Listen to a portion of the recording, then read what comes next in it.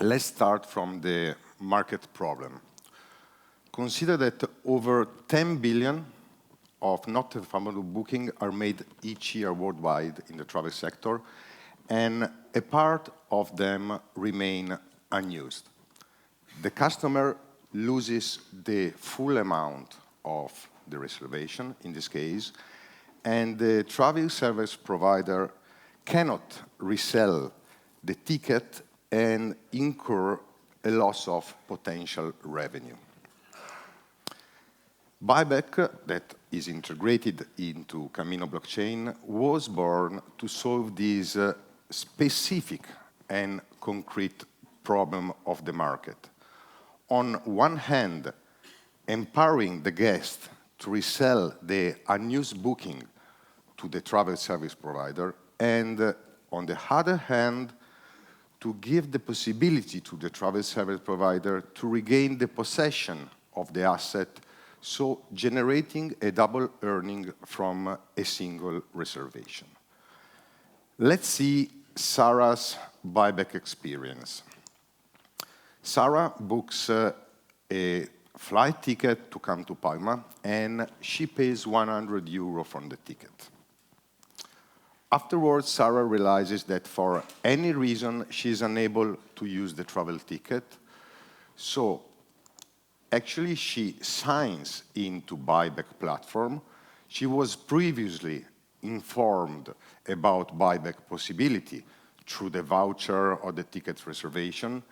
And while Sarah is signing into BuyBack platform, BuyBack is taking from the PMS, the CRS, whatever, all the data of the reservation of Sarah. And from BuyBack, Sarah click on resell, and Air Palma, that of course is invented, is notified about Sarah's willingness, and at that moment, the BuyBack algorithm is triggered, and taking consideration criteria like demand pressure, forecast of the occupancy, lead time, forecast of the prices, it calculates on one hand if it is worthy or not to do an offer to Sarah, and on the other hand, it calculates the ideal price to offer to Sarah.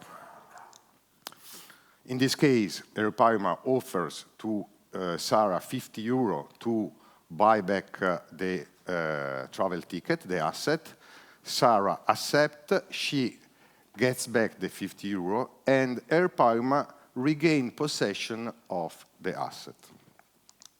At that point, and taking consideration that, as you all know, more the occupancy of the product is raising, more the price of the asset is raising. So at that moment, Air Palma resell the asset to a client, in this example, for 200 euro, so earning a double revenue. Coming back when Sarah signs into BuyBack platform, an NFT representing the digital asset is automatically created into Sarah custodial wallet. And when Sarah will accept the offer, the NFT goes directly from Sarah custodial wallet to Air Palma custodial wallet. Let's see quickly the economics. It's just an example, as the example before. What would happen without BuyBack? Actually, there is just one sale moment, okay? And the total revenue earned by Air Palma is 100 euro. Thanks to BuyBack, there are two sales moments. The first one is without BuyBack of 100 euro. Then Air Palma give back to Sarah half of the value of the travel ticket, and then the travel provider again can do the second sales. In this case, the prices has risen, and Thanks to BuyBack, the total revenue of the asset is 250 euro instead of 100 euro, and the new net margin, thanks to BuyBack, is 150 euro.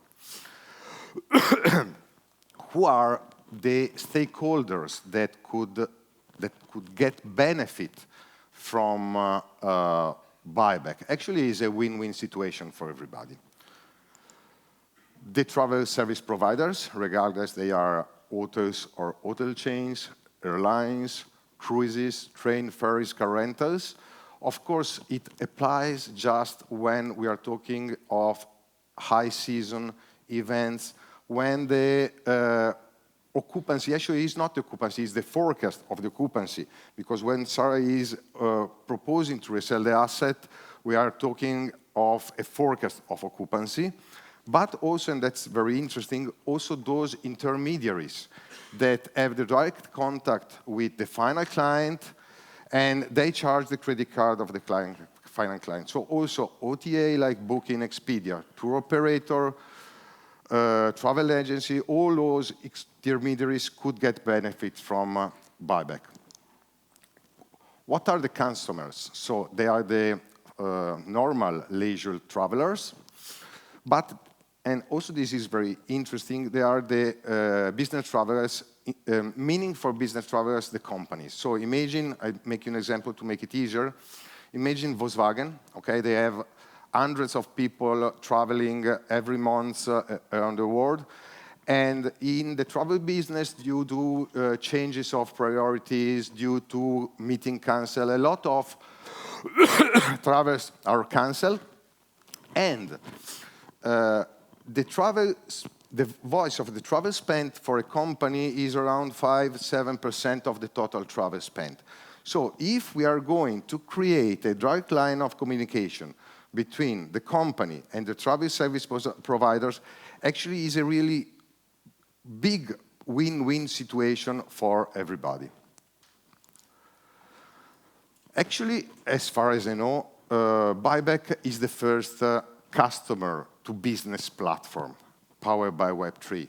They already exist quite several C2C marketplaces working with not refundable rates, where the client can propose to resell the travel ticket into the marketplace to another customer. But in that case, there is not any revenue upside for the service provider. Following a customer to business logic, actually, it's a win-to-win solution because also the travel provider is earning from this C2B logic. What are the benefits on the other side that BuyBack is having from integrating into Camino Network? First of all, imagine that if we want to integrate our platform with airlines, with hotels, we have to integrate our system with all the CRS, PMS, PSS, all this stuff. It's taking a lot of time and a lot of money in terms of integrating different solutions. Thanks to Camino Messenger, actually, we could integrate just once with Camino Messenger.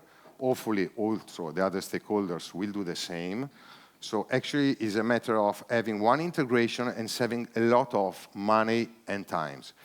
And then, of course, also the settlement and transfer of the ownership of the digital asset is definitely easier and immediate. So we think there is a big opportunity here, a huge opportunity. We can do this also leaning on a Web3 tech platform that could help us a lot. And at the end, everybody should be happy. If you want to reach out, here is the QR code. Thank you.